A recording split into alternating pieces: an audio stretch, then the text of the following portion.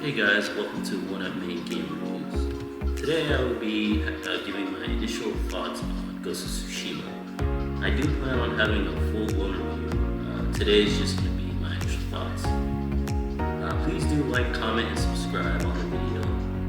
And follow me on, and please recommend any games you'd like me to review in the future on the channel. Ghost of Tsushima, you play as a samurai Jin Sakai.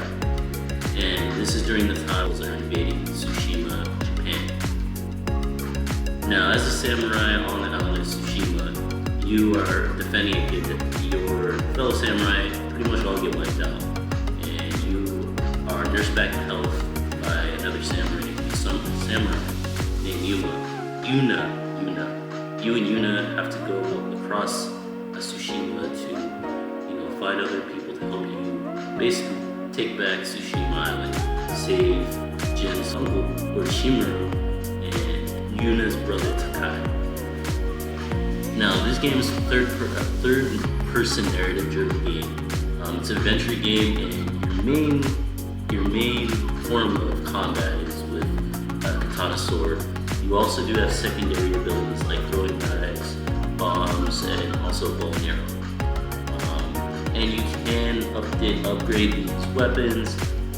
You have a skill tree, and you mainly get around through horse and Blackfoot. Now with the skill tree, you've got a couple different ones which will allow you to get better with your abilities and learn different aspects of your abilities and fine-tune that.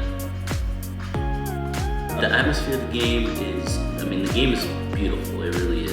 It's very, very diverse as far as the atmosphere, as far as the weather, as far as all the lands that you're kind of exploring all across Tsushima Island. Now, there are kind of strongholds that have been taken over, villages that have been taken over by Mongols. So, during your adventure, and take those back from the Mongols, and with that you get resources like linen, iron, things to upgrade your gear.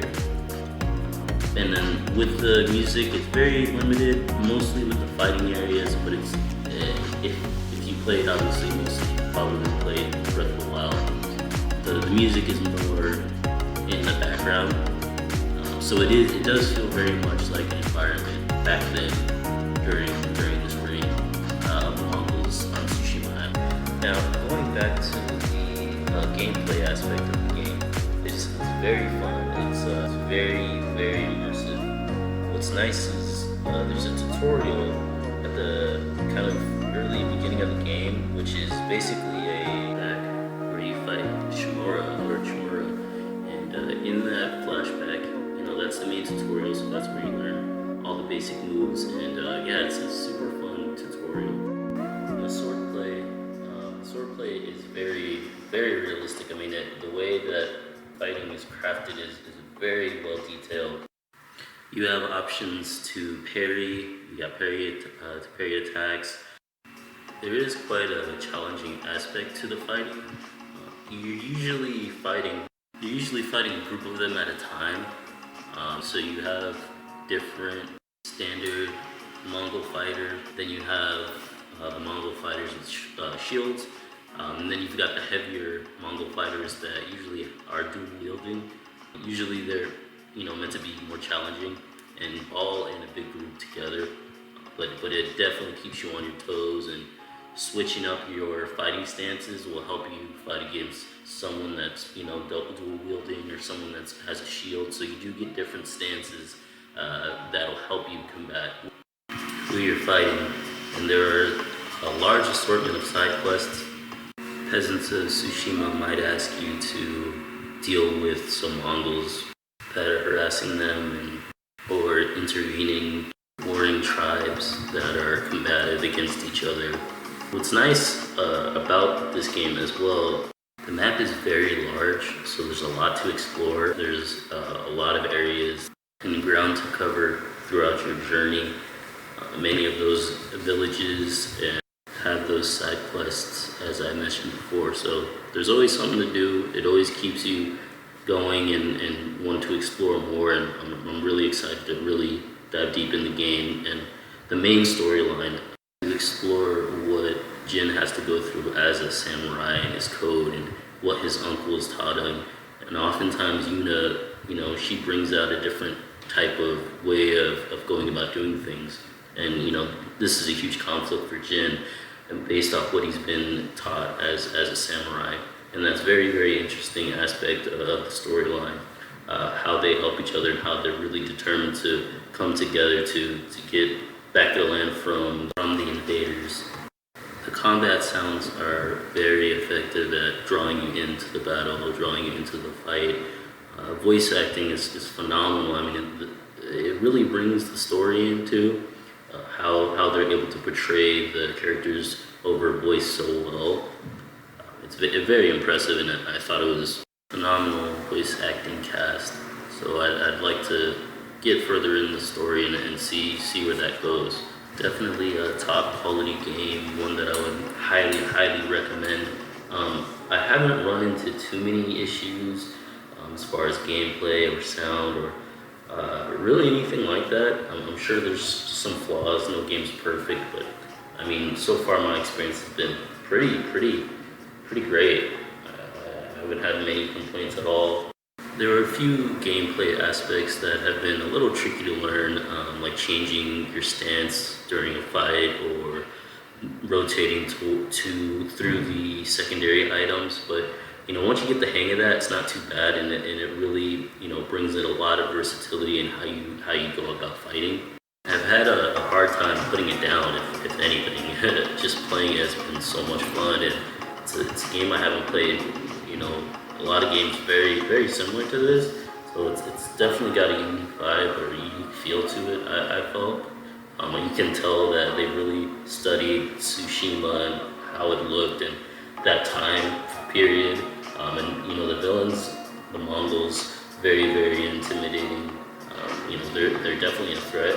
So you really get an idea that this is a very dire situation for the samurai of Tsushima. There's a lot of customization with your armor, your outfits. I haven't done too much customization yet, but you can collect different flowers which will allow you to change the colors of your armor and upgrade your armor that way. You expand on arrows and blades that you can throw, as well as the bombs. Those bombs are a lot of fun to use. It's good for when there's a large group of them together and you're kind of in a farther distance, throwing one of those bombs, getting them to separate a little bit. They take damage. You might be able to knock them down on their. In Tsushima, there are a lot of different animals and creatures that you come across that against you. You might get attacked by a bear. You see deers out there. A lot of them do drop resources for you to collect. That'll allow you to help you upgrade your armor. So I wouldn't necessarily say it's a difficult game to pick up and play. There's definitely a challenge to it, and you do have to get a little better, but I feel like it's a pretty easy game for anyone. It's pretty accessible to learn and pick up pretty quick. And there are some stealth moments where you do have to sneak around. You have the option to assassinate some of them when you're sneaking around. It's interesting because one of the times I actually assassinated someone from the roof, it cut into a flashback of my uncle basically telling me, Jin's uncle telling me, that's not the way of the samurai, only cowards attack from behind and in the shadows. It definitely affected me when that flashback popped up, and it actually changed how I went about my gameplay with the sneaking and assassinating. I just kind of continued to sneak around them and try not to kill them that way, just because I felt like I was, we were disappointing Jin's uncle. We didn't want to do that. Jin as a character is a very compelling character. He has this code that he sticks to as a samurai. You can tell he has a lot of loyalty to his family, like his uncle. He has loyalty to his country. He has loyalty to many of the tribes. He was raised by his uncle. His father died earlier on, so you see feel that there's a lot of compassion with him, and even when Yuna actually tries to convince him, hey, we might want to try doing things this way, that doesn't really align with his code.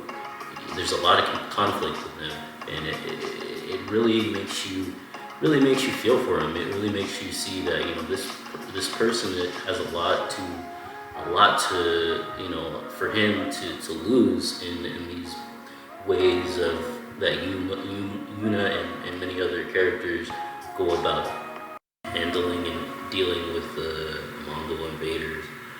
Now, the big leader of the Mongols, which I'm sure you're gonna have to fight at the end, is the big boss.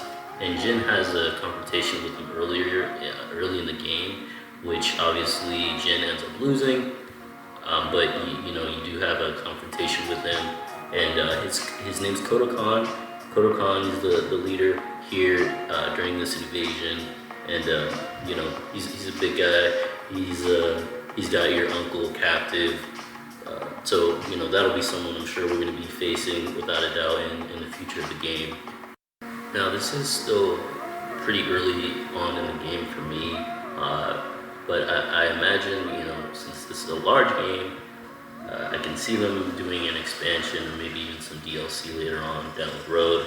It's pretty on par with the current generation and moving into the next generation, but I would love to see more DLC. I'd love to see maybe even a sequel, some sort of expansion on the story, or not necessarily the story, but of this world. Again, it's very immersive. It's a beautiful looking game, and I think I'm maybe 5 to 7 hours into the game, so I know I've got a lot of ground to cover with that. So there's going to be a lot more for me to do. So there's going to be more things. I haven't hit too many of the big set pieces yet, I don't believe.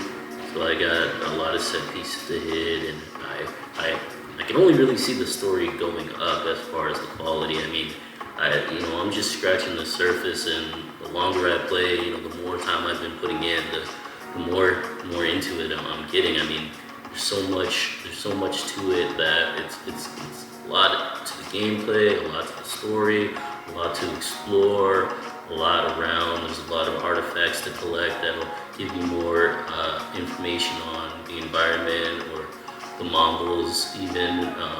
The side quests in this game really make you feel like you're accomplishing great things for the community, for the tribes, for Tsushima in general.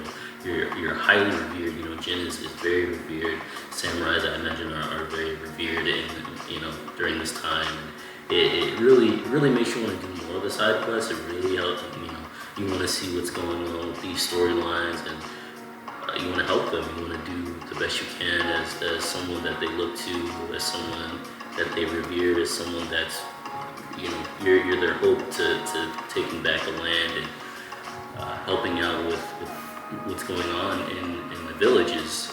And I'm hoping that once I get to that, my rewards just keep getting greater and greater.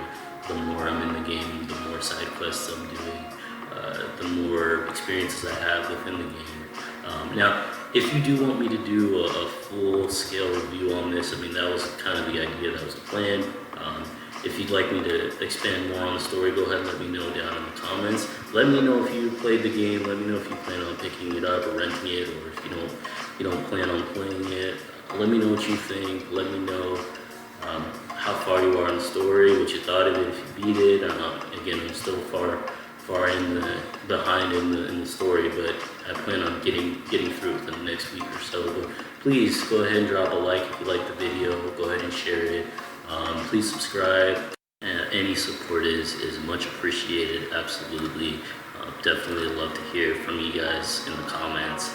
And I know we're kind of wrapping up as far as PS4 goes, moving on to, or I guess this generation moving on to the next generation.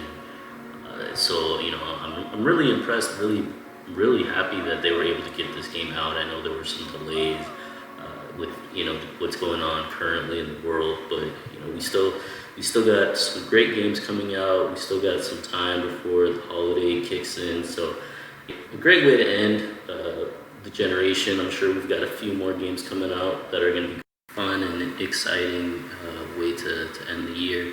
But yes, please add me on Twitter as 1UPmang, !,